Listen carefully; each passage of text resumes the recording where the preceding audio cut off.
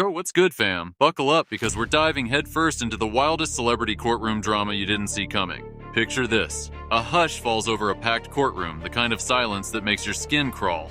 The bailiff calls a name and jaws hit the floor. Jada Pinkett Smith steps up, cool as ice, ready to drop a truth bomb so massive it's still echoing through Hollywood. You ready for this tea?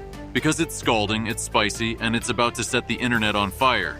Let's talk about Jada, Diddy, and a mysterious loyalty agreement that sounds like it was ripped from a secret society's playbook. Grab your snacks, hit that subscribe button, and let's unpack this Hollywood conspiracy that's got everyone shook.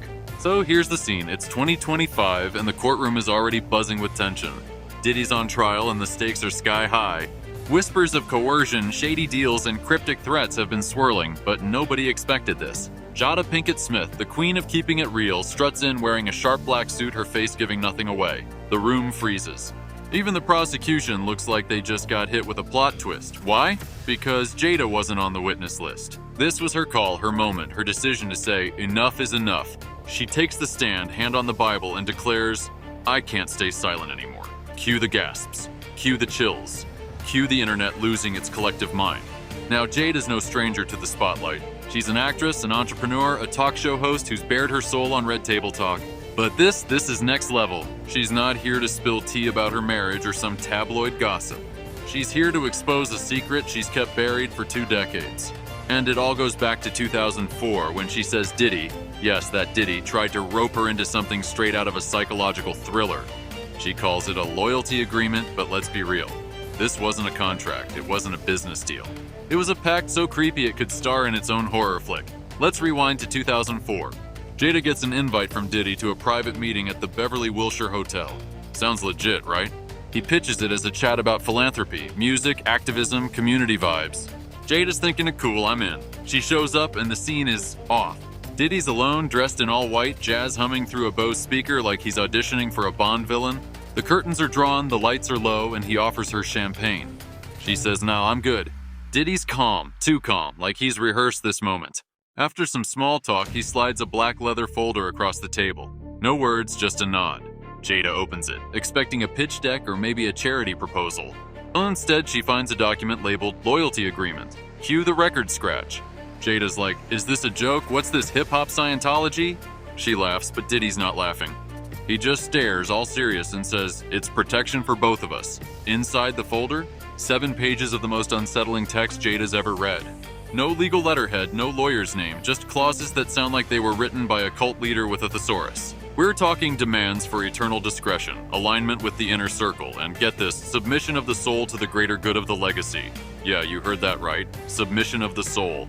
Jada's sitting there reading phrases about ritualistic expectations and penalties for betrayal, and she's thinking, what in the actual underworld is this? The document doesn't ask for money or creative rights. It demands silence, obedience, and compliance forever. There's even a signature line with Jada's name already typed, like Diddy's got her future on lock. She said it felt ancient, like a pact you'd find in a dusty old book in a haunted library. One clause stuck with her. The undersigned agrees to uphold confidentiality not only in this life, but in all spiritual transitions thereafter. Jada's like, hold up, is this contract following me to the afterlife? Diddy just nods and says, you're starting to get it. Bruh, what? She reads another line about knowledge gained in sacred space never being uttered in earthly court, church, or public sphere. It's giving secret society vibes and not the fun kind. Jada hands the folder back and says, hard pass. That's when Diddy's vibe shifts. The jazz stops. His smile fades. He leans in, voice low, and drops the line that's been haunting her for years. You'll regret it in the next life. Not this life, mind you, the next one. Jada's like, is this a threat or a curse? She can't tell if he's talking physical danger or some metaphysical power trip, but it feels like he believes he can reach into her soul. The room gets heavy, like the air itself is pressing down. Diddy doesn't yell, doesn't touch her, but Jada says it was the scariest moment she's ever had in Hollywood. Then, just like that, he flips the switch, flashes that signature grin, and says, just think it over. Everyone always comes back. Jada's out the door faster than you can say Bad Boy Records. She's shaking so hard she can barely get her car key in the ignition. As she drives away, one thought hits her. I just saw something I wasn't supposed to see. And that something?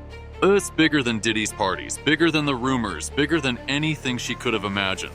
It's a system, a web of control, fear, and silence that's been running in the shadows of Hollywood for years. Fast forward to the trial. Jada's been watching from the sidelines, heart pounding, as other witnesses, assistants, dancers, collaborators describe similar experiences.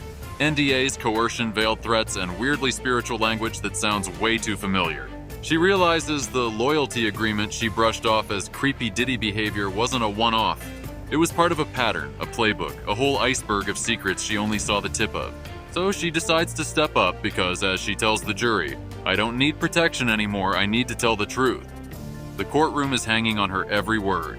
Diddy's at the defense table looking like he just got caught cheating on a test. His lawyers try to shut it down, claiming her testimony's irrelevant, but the judge isn't having it. If her story aligns with others, it could show a pattern, the judge says, and Jada keeps going. She describes the document in detail, paraphrasing clauses she memorized because they haunted her so much. The original, gone, mysteriously vanished from her home years ago. But she remembers every chilling word, like breaking the bond carries consequences, divine and otherwise. The jurors are shook. Some look like they want to bolt. A spectator faints, yes, faints, and gets escorted out. This isn't just a trial anymore, it's a reckoning. Now here's where it gets crazier. The prosecution pulls out 2 more loyalty agreements from Diddy's former employees, an assistant from 2007 and a dancer from 2010. Both documents echo Jada's story with eerie precision. Same bizarre language about silence beyond death and eternal contracts. Same focus on legacy through sacrifice. And then there's this cryptic symbol, an eye inside a circle, scribbled on all 3 documents. A forensic handwriting expert steps in and confirms those markings, they're in Diddy's handwriting. Jada says Diddy called it the Watcher, a symbol that protects him and punishes betrayers. The courtroom's buzzing now and Diddy's sweating bullets. His lawyers scream fabrication, but the judge isn't buying it. The evidence is stacking up and it's looking like Diddy wasn't just running a music empire, he was building something far darker. Jada's testimony isn't just about one creepy meeting. It's about a culture of control that's been whispered about in Hollywood for years. She talks about dodging certain parties, declining lavish invites, and spotting coded language like the upstairs room or midnight circle. She saw other women, talented, promising stars, fade into obscurity after crossing paths with Diddy. Some stopped giving interviews. Others stayed in his orbit, looking trapped in every photo. Jada says she warned a few people over the years, dropping subtle hints to steer them clear. Some listened, some didn't, some just disappeared. And then there's the bombshell about 2016. Jada reportedly had a secret lunch with Beyoncé, Solange, and 2 other music industry women. No press, no assistants, just real talk. The topic? Diddy. Jada warned them to run from anything spiritual or loyalty-based tied to him. "Don't be polite," she said, "just walk away." When Beyoncé asked why, Jada kept it vague but firm. Because he's not playing. That lunch stayed under wraps until now, but it shows Jada's been trying to protect others for years, even at her own risk. As Jada wraps up, she locks eyes with Diddy for the first time and delivers a mic drop moment. "You said I'd regret saying no, but look around. You're the one on trial, not me." The room goes electric. Diddy flinches, looking like he just saw a ghost. Courtroom sketch artists are scribbling like their lives depend on it. And Twitter's already blowing up with Jada exposes Diddy. Reporters note his hands shaking, his lawyers scrambling, his cool facade crumbling. For the first time, he's not in control. Outside the courthouse, the world's reacting. Headlines scream, "Jada breaks silence on Diddy's dark pact." "You'll regret it in the next life, Jada's chilling testimony." Social media's a war zone. Some celebs post cryptic tweets, others stay silent, and fans are connecting dots like conspiracy theorists on a bender. Podcasts are dissecting every word. And the DA's office is issuing more subpoenas, digging into Diddy's contracts and shell companies.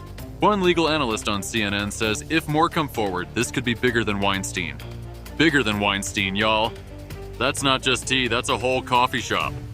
What makes this so wild isn't just the documents or the threats, it's the spiritual angle. Diddy wasn't just trying to silence people, he was trying to own them body and soul with contracts that sound like they belong in a fantasy novel. The Watcher symbol, the talk of next lives, the eternal loyalty, it's giving cult leader, not music mogul. And Jada's not alone. Those messages she's getting? Quiet calls, anonymous texts, DMs from old colleagues saying, "Thank you for saying what we couldn't." Her testimony cracked the dam and now the flood's coming, so what's next? The judge ordered a full review of Jada's claims, and with her credibility, she's a tough witness to dismiss. She didn't have to do this. She risked everything from her reputation to her safety. But as she told the jury, "Silence protects him. I'm done protecting him." The storm's just beginning, fam. More witnesses are reportedly stepping up and Hollywood's shaking. This isn't just about Diddy. It's about a system that's been hiding in plain sight. Alright y'all, that's the tea and it's piping hot. What do you think? Did Jada just blow the lid off Hollywood's darkest secret? Drop your thoughts in the comments and don't forget to like, subscribe, and hit that notification bell so you don't miss the next update. We're keeping our eyes on this one because the truth's coming out and it's coming fast. Stay woke, stay tuned, and let's see who's next to spill the beans. Peace out.